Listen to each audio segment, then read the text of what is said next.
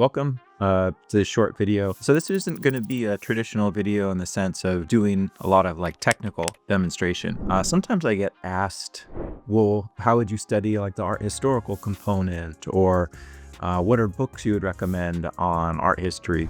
So I thought I'd take what I think to be a very normal example. I see a lot of students studying Sargent, and I don't think this is like a problem or it's something to be, feel bad about or discouraged with. One of my first acrylic painting studies or homework assignments I had at Art Center was to copy a Sargent. I had no clue what I was doing or why. So I think this is just a common thing that we maybe do and are told to do without really much thinking.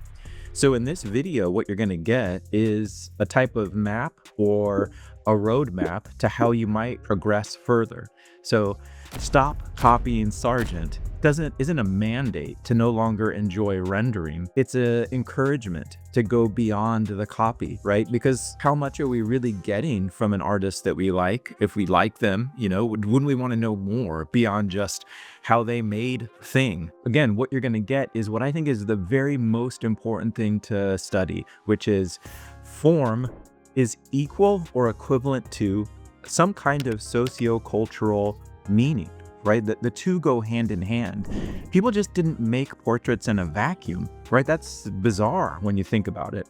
So, when we look at something like this, so I just chose one at random, but what I mostly am used to seeing is people will do, there's lots of tonal studies or composition studies, or we try to replicate the portrait as exact as we can. So all of that is great, and it's fun, and it's exciting to make it look like somebody. And then even more than that, I think I most commonly see on Instagram and YouTube people doing the really in-depth studies of the rendering. How is the halftone of the nose moving and showing the timing of gradation, right? It's really myopic, right? Hyper detail oriented. And so all I'm suggesting or encouraging is that since we've done it, what about moving past that? What do these portraits mean? Or maybe said differently, how are these portraits vehicles for making meaning? Right? Wouldn't we all want our art to, when we have all these technical considerations figured out, to mean something more to people?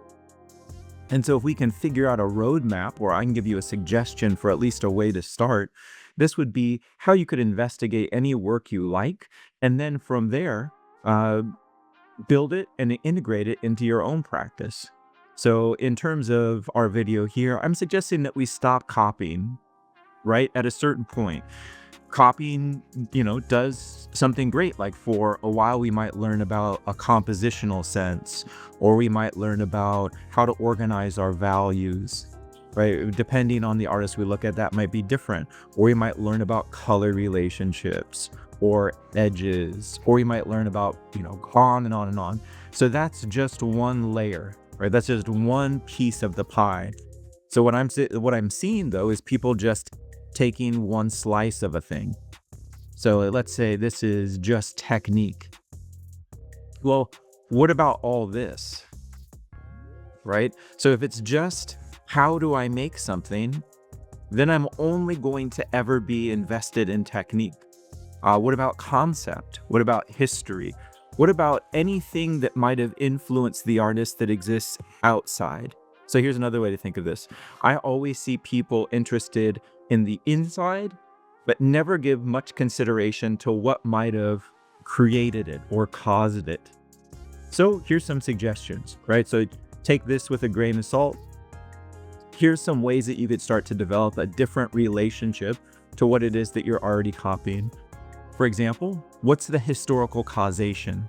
So what period in history was Sargent working in, and why did that period influence his paintings to exist in the way they did?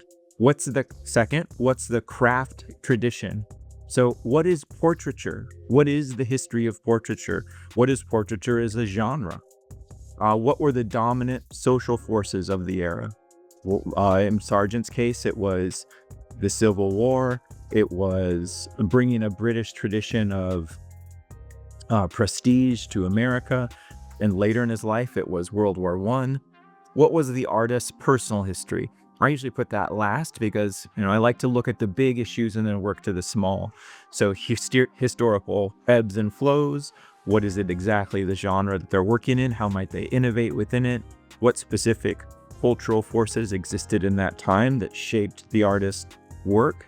And then what is their personal or their biographical history?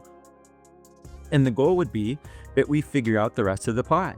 We don't just look at the one piece, but maybe we look at what were they doing? And then we might try to figure in here, why were they doing it? And then we get a more complete perspective, right? It's not just Sargent wasn't great because he was really good at halftones on the cheek or organizing three values. It was because of some other things. Specifically, what I want to look at is this. So I think this should be your guiding ethos when you do these little studies. If I am truly invested in the how, again, so that's formal relationships, elements of form and their cause, line, shape, color, value. Every artist in history links this. This is form and content. And if they didn't, then historians have after the fact. Let's see if we can figure that out. How does what we love so much and the technical equal a larger social or cultural meaning? What is their relationship? So that's everything that you're going to see here. And again, I'm not going to take a ton of your time to do this. It's going to be quick so that you can just see some suggested paths and directions that this could go. And then afterwards, you'll see how I've formed the map and then almost like a inspiration board. And then from there, you can take it in any direction you want. You can add to it. You can embellish parts that you like more or less. So I might start here. Maybe in this one, I'm going to start here. What's the craft tradition? So I like Sargent. Sargent mostly is known for his glamour or society portraits, right? They're making wealthy people look important, prestigious, nice. Now, so what is that? And if you don't have a lot of, it's just a picture of a person. So my suggestion would be read Shearer West's book on portraiture. If you really do like portraiture, so this is because people occasionally ask me for art history books that I'm going to try to use and include some of these things. But portraiture, it's a great overview of the genre by Shearer West. It's an Oxford publication. So, and then we could start to make some observations. Well, portraiture is the revelation and interpretation of specific, delimited human identity through depiction and analysis of behavior, essence of character, that make that identity decipherable. But even though we're looking at a single individual, we discern meaning about an individual to the extent that it reveals something about a larger group trait or a larger social relationship. That doesn't mean that the individual that's there is devalued. It means that we can understand them more. We have a greater sense of their believability. So here, portraiture is really the commingling of the general. So what is the general way that we understand people against the specific? So these two things are always in tension in portraiture. So, in portraiture, we might say a globe, a bust, a landscape behind a sitter. All of those are general ways to understand someone's interests. Someone with a bust might be a philosopher or want to be seen with connotations to a line of philosophical thinking, if it's a bust of Plato or something. Maybe a globe connotates a thirst for adventure and exploration, or an animal like a dog might suggest a character trait like loyal. So those are ways of portraiture using and framing general, broad qualities in groups of individuals and then narrowing it to somebody specific. Okay, so we don't have to go into it any further than that, but here's one direction you could take. Right, so I have this is my little template of what's important, just to do a quick review so far of what's happening here. I've started from this one image that I really like, let's say, and I've already exhausted all of my my study, my how do I do it? How would I make it? How can I copy it? Okay, well, then maybe I'll shift into this. And then from this, My goal throughout is always going to be, can I figure this out? What is the link? Oh, and then here's my first step. I'm taking the biggest issue. Sargent was a portraitist. So how can I think about portraiture differently? From there, maybe I'll move into a more specific register, right? So for example, from here, we could start to think, well, okay, well, what was portraiture in the 1880s when Sargent was working? I like him a lot. He kind of innovated portraits to look different after he was done with them in a way that, really draws me in. Why is that? Okay, well, so what about looking at other people that lived when he was working? What about his colleagues, right? What about Thomas Eakins, right? So let's, we could consider comparing him to other people. We could also look at the American climate during that time. So here would be moving more specifically into not just portraiture as a genre, but portraiture in that moment specifically. And we could do a little bit of work, a comparison here. Maybe we start to think about what was happening before Sargent. So this is Copley, and this would be the late 1700s. This is Eakins. This would be a contemporary to Sargent. Just a break of personal opinion. I always loved Eakins way more than Sargent, because with Eakins, there feels like a depth of person, like a psychology of character. This specific painting is Thomas Eakins' wife and dog, and they feel human. They feel vulnerable. To me, Sargent's always had a lot of gloss. They had like too much glamour, too much high society. It never felt like I was interacting or seeing a depth of person. It always felt too veneer-like to me. Okay, so that has no meaning at all based on what we're doing, other than I like. But here's a great way to triangulate Sargent more, is to think about what happened before. Well, portraiture before celebrated a different type of person. It usually celebrated, especially 17th century American colonial portraiture, which is what that is, the autonomy of the mercantile capitalist, right? So we can now make some historical observations that prior to the Civil War, American writers and artists rarely thought of the character of a person as complex or independent of a conventional type. So that might be something that Eakins and Sargent did differently. Instead of venturing within, Americans tended more toward an externalized understanding. And maybe this is because the individual, so now we're moving from, what are we doing now? We're moving from a general understanding, right, to a more specific understanding. So it's no longer just portraiture, the genre, portraiture, the historical period of art making in that, right, that genre in that time, but now to who's being depicted. What portraiture is really the tracking of individuals, how we think of them, how we present ourselves to one another, right? Everything you do with photography, selfies, pictures of yourselves and others is a hyper-conscious act of self-portrayal. And in that, it's very curated.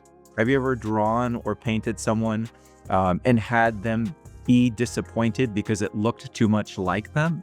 Because people want to be presented in a way that is better than their, casual appearance. And so we might be starting to see some of that here, or at least reasons, right? So the individual is alienated from fellow citizens because of democracy, capitalism, but still dependent on them because they're intertwined economically, societally. This gives portraiture a comforting illusion of insight, or at least one of the reasons for it. To have a portrait or multiple portraits or series of portraits, or to use portraiture if you are or a citizen or an individual, gives you the illusion of insight into your fellow citizen, which may be important, especially if there is no bond. Think about today, just because that might be abstract and feel distant. Today we have social media where we're all constantly present to one another, but it's also arguable that we may have little communal interaction, right? Or intimacy, right? But the social media gives the illusion of insight into another's life, even though it's highly contrived, highly curated. Why would that be important? Well, Economically, early capitalism broke communal ties. You're no longer in the close communal confines of a village or a town or a family. And with the transition of that to urban centers, there's even though there's greater opportunity, let's say economically, you're also more greatly exposed or with greater exposure to anonymity and loneliness. Okay, we'll leave it there. This is just another way that you could explore kind of my mapping, right? So we back up just a little bit here. Again, quick review. I like the portrait. I explored the technique. From there, I'm starting to work into my genre and historical causation. Right? I'm also kind of touching on some dominant social forces in the area. I've looked at portraiture, given a suggestion for where I could research a little bit more. Now I'm doing a little compare and contrasting. And then from there, I'm giving some reasons. I'm doing some digging into history and figuring out why portraiture moved from something like this to something like Eakins or Sargent. And then I made a kind of a subjective observation about how Eakins and Sargent appears to me. Now let's focus a little bit more on Sargent, the individual.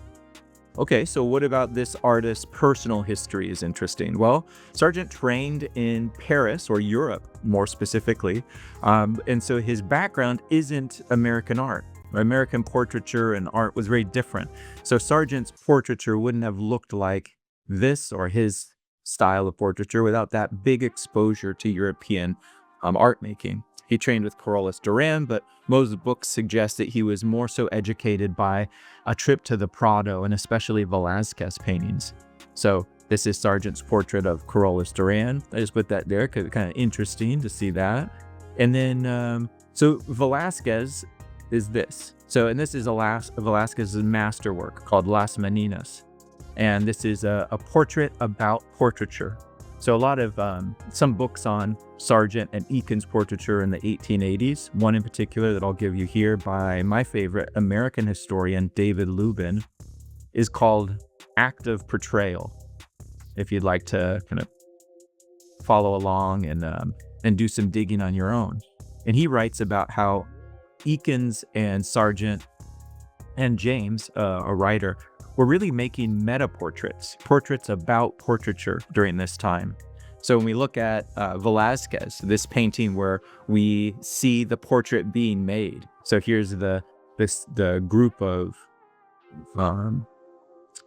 people here are sitters being painted. You could see Velázquez back here in the bottom left, the canvas that he stepped back to paint here against the crop. And then we also might be the subject of the painting reflected there in the mirror. So it's this really dense and layered painting. Another way that you can learn about this painting is Michel Foucault wrote about this. I forget in which book, but he uses it to illustrate his concept governmentality or surveillance in a sense too. So that's what inspires Sargent. Right now I know a little bit about how he trained, what inspired him. And it may not be the concept, but it could also just be the value relationships. You don't have to go into this really deeply. You could even go a step further or past what I've done, and you could say, well, I'm actually interested in how he made his paintings. So what's the composition, the physical composition of his paintings? I just went to a museum show at the Santa Barbara Museum on Impressionism, and they had a couple really fantastic Sargent paintings that you could get up close to and look at the paint and how the paint was used and the specific areas where paint was thicker or more scattered. And so that could be a direction. You go to the museum, take pictures up close, look at how he actually made something, learn about his medium. What was his relationship to form building and color? And does that come from a British tradition or is it Spanish, right? So that would be a whole nother avenue of exploration that I'm not taking that you could. So all of this is important because he's bringing to the US or America something that wasn't there.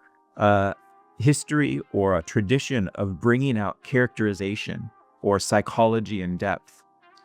But also, right, Sargent hated doing portraits. He disliked his portraits. He wrote to, I think he wrote in a book or to his friends that he didn't want to do them anymore and that he abhorred them. Right? And he hoped to never do another one of the upper classes. So that's pretty funny. Here's a political cartoon that was made by Max Beerbaum. This is Sargent and his studio, right? So this is me doing a little historical digging around Sargent's time. It was known, or widely known, that Sargent despised the upper classes, did not want to do portraits, or was done with them, especially by the 1900s, early 1900s. And it was so well known that there's satirists, or these political cartoonists, making work about these kind of caricatured and grotesque looking high society women lining up to Sargent's studio, which I believe was on Tile Street. And then here's Sargent looking out the window at them, very grumpy, right? He does not look too happy there. All right, so that's personal history. Sargent didn't like what he was doing. And so instead, what Sargent preferred or wanted to be doing was anything but portraiture. This is from a series or some works he did at the Boston Public Library. So that might be something as far as looking at the personal history, or we could even say at this point, the biography of the artist, some of the things that inspired his work or what he would like to be doing. And we'll try to use all of that as a way to kind of enrich the understanding of the portrait, and especially the formal with the social-cultural. Here's a little drawing that I love that he did for the study, right? So sometimes it's fun to just look at these, because now what we're looking at is something a little bit different. We're looking at the personal works, or what he would prefer to be doing outside of what we always just think that he should be happy doing his portraits because he's so good at them. If we follow this even further, and usually I try to be a little more careful with this because, we don't have access to the artist and there might be limited information, but there's also, more, personal history. But David Lubin does make a point in his book about gender, right? What's Sargent's relationship to gender? Well, you could look at it at a number of different levels. Sargent was painting primarily high society women, right? So this is gender in that sense is really, he's working in this female space, but he also, David Lubin that is, makes the guess that Sargent did have some kind of deeply hidden sexual ambivalence.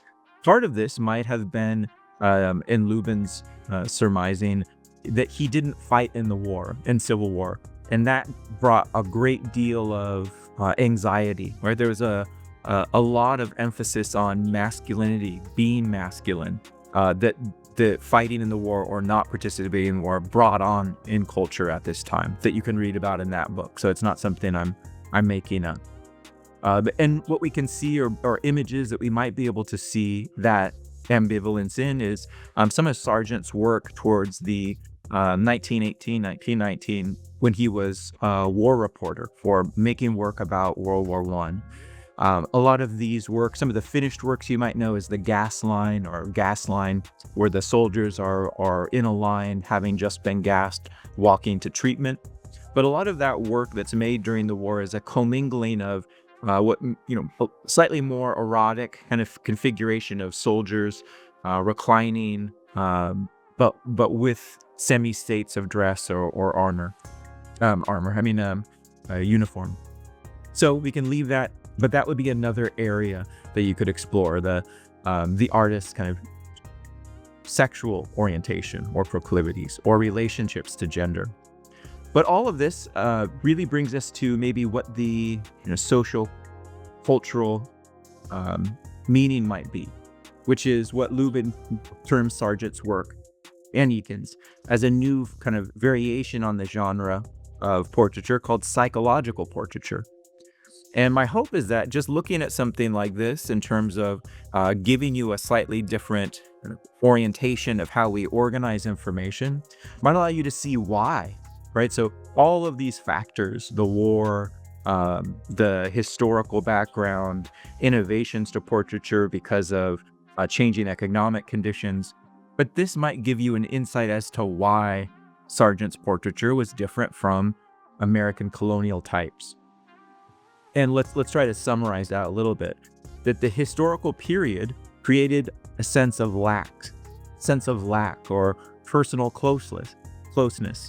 That in a way, for specific to its time or new to its time, society was atomized, right? Which it sounds quaint relative to today, but it was. People were atomized, and that created a lack, and that lack was of personal closeness. So if there's a warmth or if there's a kind of a subject of intimacy in Sargent's work, it could be because of that, right? It could be motivated by that. Americans were, for the first time, kind of encountering an increasing sense of powerlessness, right, against forces that were beyond their control. And what this could be depressions, this could be a growing sense of impotence, it could be that growing sense of anonymity and isolation, moving from communal areas into larger cities that are more anonymous. And so what does that cause? It causes for people to see themselves differently, where now the individual understands themselves differently. What does portraiture do? How does Sargent's portraiture combat that, let's say? This might be a reason why people enjoy it or why we're drawn to it. Maybe it combats that feeling by celebrating uniqueness, celebrating subjectivity, especially against damages done to it by the changing conditions of the time. So what then is psychological portraiture? Perhaps it's an attempt to salvage individuality amongst those people who felt like they were losing autonomy. How does it do that? Right? So now we're going from the why to the what to the how. It does so by devoting attention to those traits, qualities, attributes, patterns of behavior. But it's also psychological portraiture, a means of withstanding. It's like a buoy or a life raft, these anti-subjective pressures of the time. Or it could be a means of artists trying to take stock of this altered internal landscape, right? So if we take one last look over here at Eakins, Eakins to me looks like he's taking stock of that altered interior landscape, internal landscape. Sargent looks like he handles it a slightly different way, where he's celebrating that strong or profound sense of individuality as a way to combat against it. So in sum, this is my map of moving beyond copy. I hope that it isn't too littered here with my scrawls for you to follow, but it's really just kind of going clockwise. I start from the general, the easiest, what is portraiture? More specific, what is portraiture at the time? More specific, who is the artist working in that field of portraiture at the time? From there, what are specific qualities about him and his relationship or her relationship to portraiture? What is his relationship to others? And then how does that manifest as something that might allow me to see a more profound quality of understanding in his painting, and perhaps even a motivation to do so?